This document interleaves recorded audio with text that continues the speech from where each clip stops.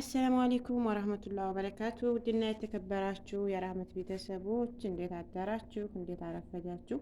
በያላችሁበት እንዴት ሰዓት አቆጣጠራችሁ? እንዲሁም ሰላም ብያለሁ ክርስቲያኖች ወንድሞቼ። ዛሬ ቁርስ ልበላ ነው። ጽዳት አርፍጄ ሌሊት አካምሳ ነው የተነሳሁት። ጽዳት አረፈርኩ፣ ተማሪ ሸኘሁኝ። አሁን ስራ ጨርሼ ቁርስ ልበላ ቀይ ሻይ አፍልቻለሁ። ቀይ ሻይ ነው የምጠጣው እኔ፣ ወተት አልወድም። ዳቦ ጋግሬ ያለሁ በቅጠል ማለት ነው። የዛሬው ዳቦ ጋግርኩት በቅጠል ነው። እንዲያገራችን ዳቦ በቅጠል ነው፣ በጣም ያምራል። ኑ እንብላ፣ ኑ እንጠጣ።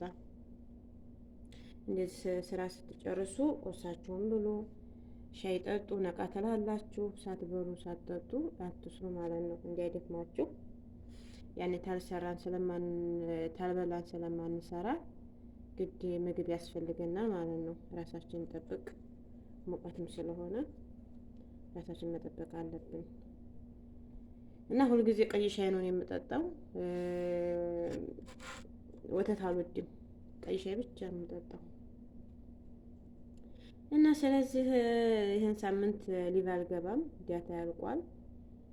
አሁን እንደዚህ የሚሰራልኝ እንትን ነው፣ ምንድን ነው እኔ ብቻ መጃን ይሆን አላውቅም፣ ዝም ብሎ ይሰራል ግን የለም ዘግቶብኛል ማለት ነው። እና ቪዲዮ ነውልኝ ሰዓት እንዳይቀንስብኝ አጫውቱልኝ እሺ። እና ይሄን ይመስላል የዛሬው ቁርሴ። ኑ ብሎ ኑ ጠጡ። እንደዚህ ከሰው ጋር ስትበሉ ስትጠጡ በጣም ደስ ይላል። ግን ወደ ስደት ስትሆኑ ብቸኛ ነው የምትሆኑት ማለት ነው። እንግዲህ እንቻለው ቻሉት።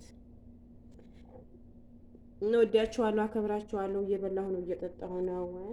ወዳችኋለሁ፣ ሁልጊዜም አከብራችኋለሁ። አበረታቱኝ።